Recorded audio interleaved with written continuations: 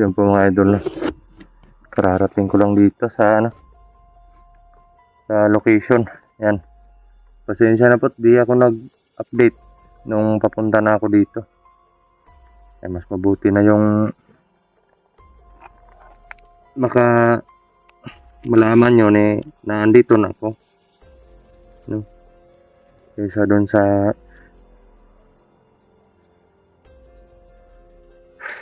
update pa tayo before tayo lalakad, no? Buti na yung dito nyo na makikita, andito na ako sa location. Dito po tayo sa sa likurang parte ng pinag-explore natin. Nasa likod po tayo, no? Medyo malayo yung yung entrance.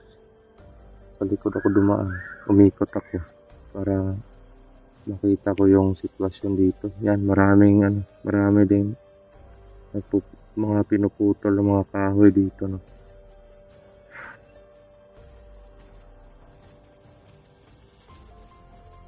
Parang pinagdidiskitahan na nila yung mga pananim ng may-ari ng lupa na to.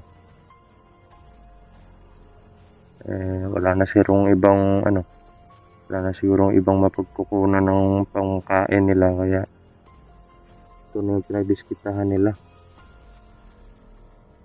So yun, mag-isa muna tayo ngayon. Naririnig ako mga boses dun sa unahan at malaki yung presensya dun sa unahan, mga idol, no? Wala tayong kasama ngayon kasi yun nga, si Dudoy isusunod lang daw yun. Kung matagpuan man natin or makasalubong natin yung mga ibang kapatid natin na hunters dito, mas mabuti yun, no, mga idol. At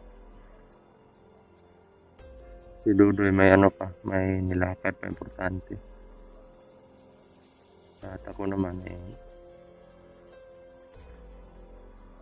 hindi ko na siya naantay kasi kailangan na talaga na hanapan ko ng paraan para mapuksa si superior.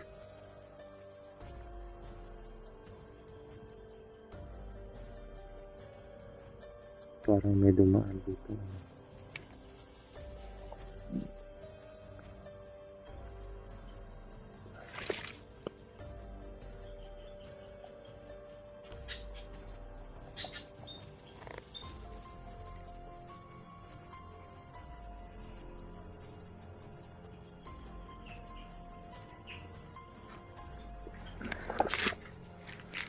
Parang may dumaang king cobra kasi.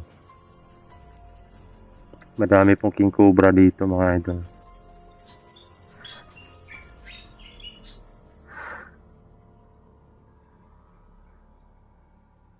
So yun.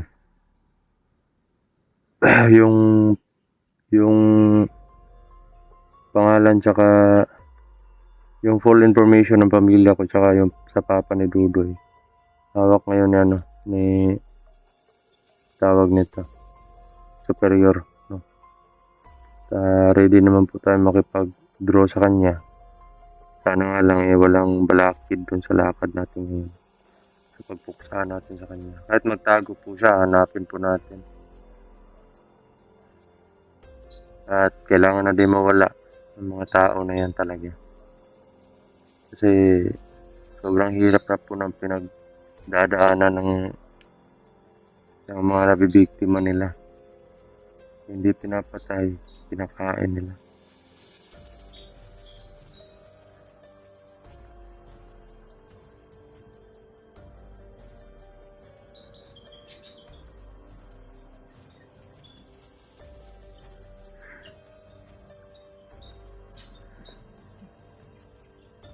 Sabi, hihingal ako, mga idol, no? Medyo malayo kasi yung nilakad. Sa unahan natin, may mga presensya. Mag-ipon muna tayo ng lakas, no? At nararamdaman ko sa mga presensya dito walang kahit anumang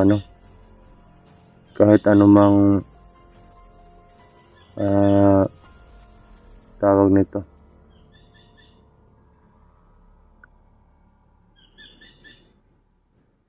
Yung pangano ng utak. Kalimutan ko ng mga idol.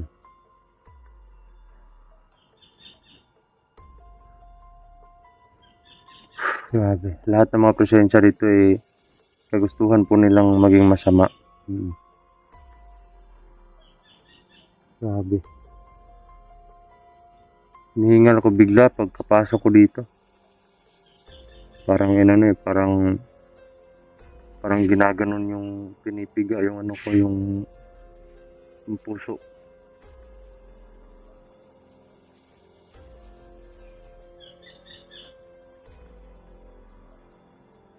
Ano lang sila sa unahan mga idol. Grabe.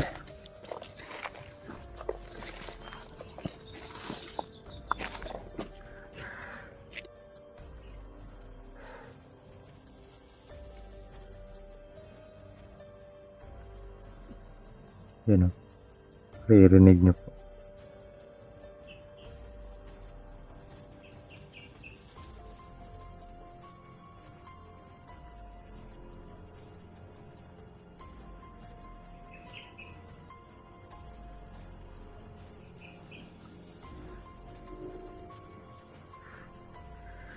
At tungkol naman dun sa plano ni Pinunong Kabura, sinabihan ko na lang siya na sumanib ka na lang sa akin pag may mga mabibigat na kalaban na hindi ko kaya, or magkakatagpo tayo ng kalaban na may personal kang galit, ganon, saka ka na sumanib sa akin para hindi masyadong malito yung yung mga nanonood, kasi hindi lahat ng nanonood nakasubaybay lahat mula sa nung paglabas ni Pinunong Kabura. Kaya naiintindihan naman ni Pinuno. Yan pinagpuputol nila yung mga pangit.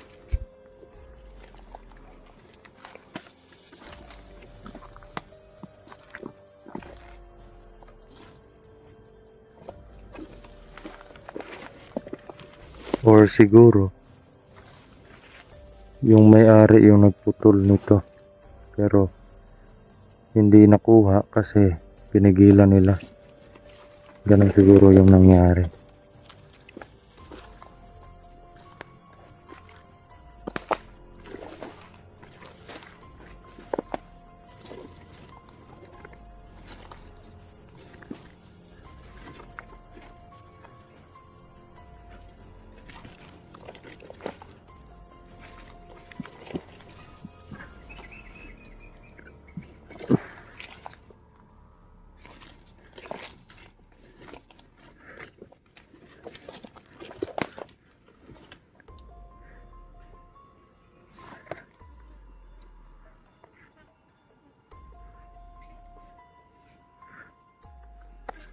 Doon lang po sa harapan natin yung mga kalaban mga idol. Grabe. Yung hingal ko mga idol, di ko man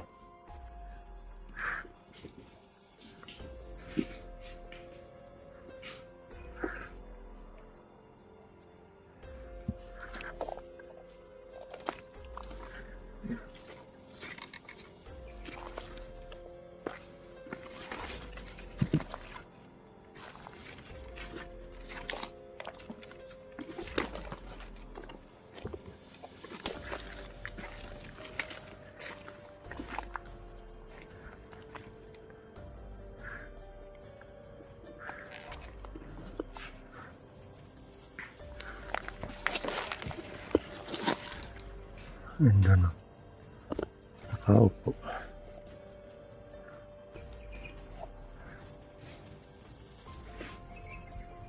Parang marami sila dyan eh. Parang marami po sila dyan mga idol.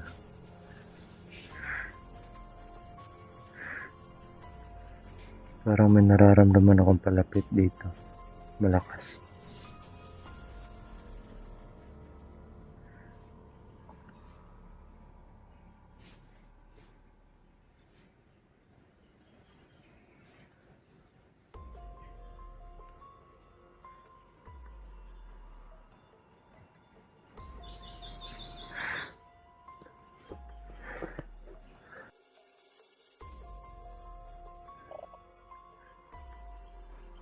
Parang may naririnig ako.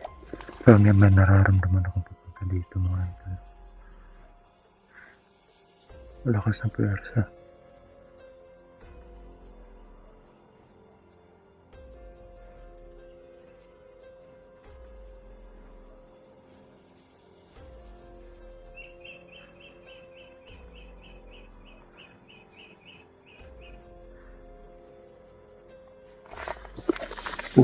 Kamay.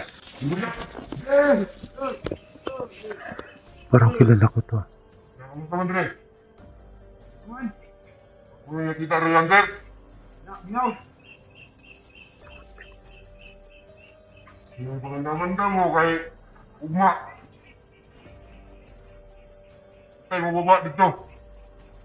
Bantay-bantay lang yapon niya Dre. Yung gusto kubida ito mga hunter. Nakapag-sugod ako ng pangalan. Pamilya nila. Sana na ulit ako superior, Commander. Ayo.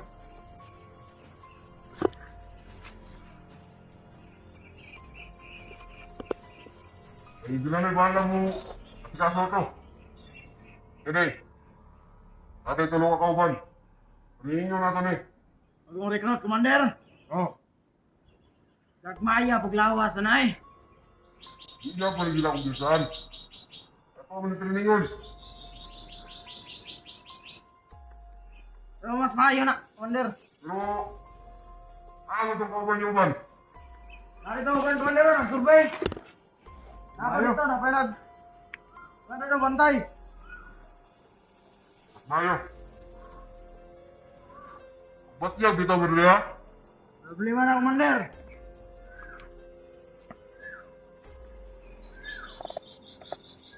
Ha?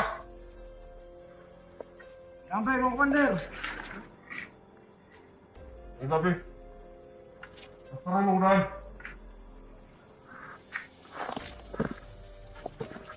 Berliya. Mamatay na. Commander.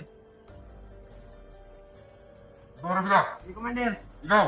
Kita plaster muda. Hey.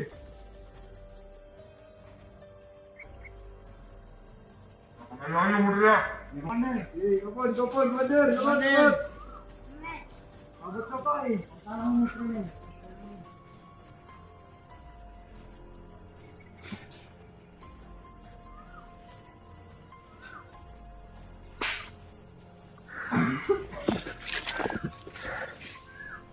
Nako.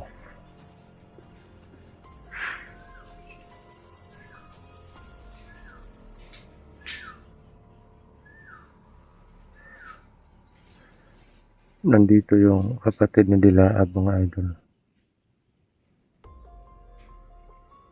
Siguro.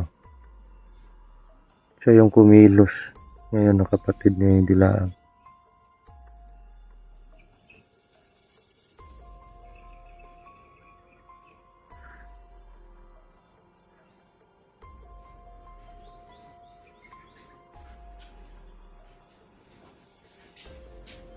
Grabe na Noros na. Yan po si Noros, no? Commander Noros. Kapatid ni Dilaab. Lakas ng presensya niya.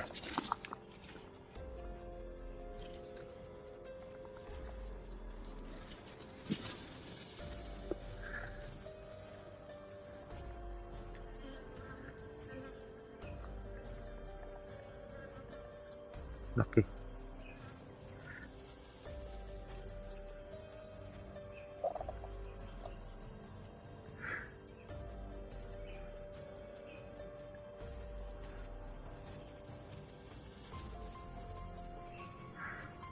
Ay, marig, laayan. Ang kinabuhi yan, eh.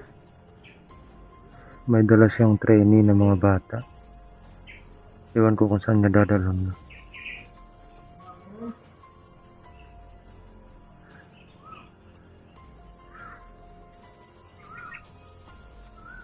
Siya pala yung may pakana. Kaya parang siya yung nag-order. Nakunin yung full information ng pamilya ko tsaka papa ni Dudoy. So ibig sabihin lang nun, may panibagong commander na nagpapatakbo sa kanila dito. Si Commander Noros. May code name yan eh. Basta yung pangalan niya, Noros. Pero may code name yan.